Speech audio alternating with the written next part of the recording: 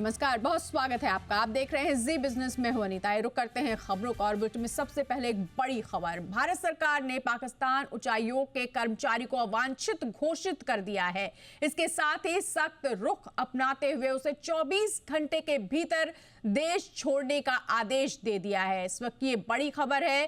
पाकिस्तान उच्चायोग के एक कर्मचारी को अवांछित घोषित कर दिया है भारत सरकार ने और उसे 24 घंटे के अंदर देश छोड़ने का आदेश दे दिया गया है और संदिग्ध गतिविधियां पाई गई थी, जिसके बाद ये एक्शन लिया गया है भारत सरकार की तरफ से। ज्यादा जानकारी के लिए रुक करेंगे हमारे सहयोगी अनुवेश रथ का। अनुवेश, क्या जानकारी मिल रही है? कौन है ये पाकिस्तान उच्चायोग का कर्मचारी और किस तरह की गतिविधियां इसकी पाई गई जिस पर ये एक्शन लिया गया है?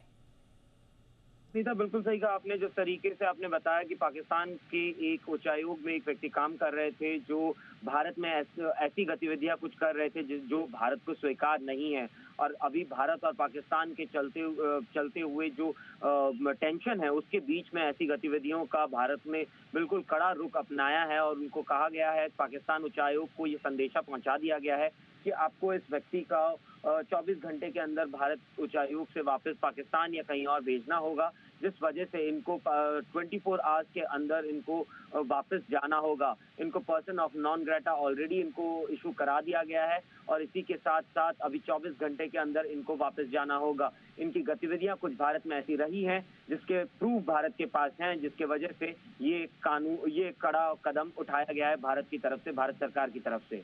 बिल्कुल अनुवेश, एक तरफ पाकिस्तान बाज नहीं आ रहा, दूसरी तरफ पाकिस्तान से आए ये कर्मचारी बाज नहीं आ रहे हैं। इस तरह की गतिविधियों में अभी भी लिप्त पाए जा रहे हैं। जी देखिए, पाकिस्तान के लिए कोई नई बात नहीं है। अगर आप पुराने इतिहास में भी जाएं, पाकिस्तान हमेशा एक नोटोरियस, एक फ्रेजाइल देश रहा है। जिस तरीके से पाकिस्तान की हरकतें रही हैं, वो अपने सीज फायर के लिए उसने खुद भारत को फोन किया, भारत के डीजीएमओ को फोन किया और बताया कि आप प्लीज सीज फायर करवाइए, और पाकिस्तान अपने घुटने में था। लेकिन उसके बावजूद जब भारत ने उनकी बात सुन ली, क्योंकि भारत पाकिस्तान के सेना के खिलाफ नहीं है, भारत पाकिस्तान के आवाम के खिलाफ नहीं है, भारत उन टेररिस्ट के खिलाफ है जो भारत में आके अलग अलग जगहों पे टेररिस्ट अटैक करते हैं, जिसके वजह से भारत ने पाकिस्तान के 9 अलग अलग टेररिस्ट ठिकानों पे निशाना साधा। लेकिन उसके बदले पाकिस्तान सेना ने भारत के खिलाफ जंग छेड़ दी थी, जिसकी वजह से उन्होंने भारत के कई सारे मिलिट्री इंस्टॉलेशन और भारत के नागरिकों को क्षति पहुंचाने की कोशिश की थी। लेकिन भारत की एयर डिफेंस की ताकत थी कि वो भारत के अंदर घुस नहीं पाए, और अगर घुस भी पाए तो उनको हवा में ही उनका ताबूत बना दिया गया, जिस वजह से आप देख सकते हैं उन्होंने अपनी जो सीज फायर की उनके एग्रीमेंट था उसमें 4 घंटे तक नहीं टिक पाए। तो पाकिस्तान पे किसी भी तरीके का भरोसा नहीं किया जा सकता है, ये तो साफ है। लेकिन जिस तरीके से प्रधानमंत्री नरेंद्र मोदी ने कहा कि पाकिस्तान के साथ अब जब बात होगी तो बात होगी पाकिस्तान ऑक्यूपाइड कश्मीर पे, पाकिस्तान से बात होगी तो आप कब पाकिस्तान ऑक्यूपाइड कश्मीर को खाली करेंगे उस बारे में बात होगी, ना कि किसी और बात में। तो बिल्कुल आप जिस तरीके से नरेंद्र मोदी के आप तीनों पॉइंट को समझे कि हमको अब कोई भी देश न्यूक्लियर का डर नहीं दिखा सकता है, पाकिस्तान हमें न्यूक्लियर स्टेट होने का डर नहीं दिखा सकता है।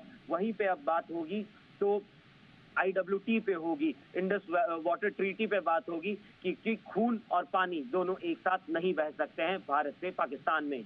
जी बिल्कुल। तो अब भारत ने सख्त रुख अपना लिया है और साफ साफ संदेश दिया है कि आतंकवाद को पनाह अब बर्दाश्त नहीं किया जाएगा, चाहे वो कोई भी देश हो, हम उसके खिलाफ कार्रवाई करेंगे। हमारी लड़ाई किसी देश के खिलाफ नहीं, आतंकवाद के खिलाफ है, और इस तरह की गतिविधियों में वो कोई भी हो अगर लिप्त पाया जाता है तो उसके खिलाफ इसी तरह के एक्शन लिए जाएंगे। बहुत शुक्रिया इस पूरी जानकारी के लिए अनुवेश।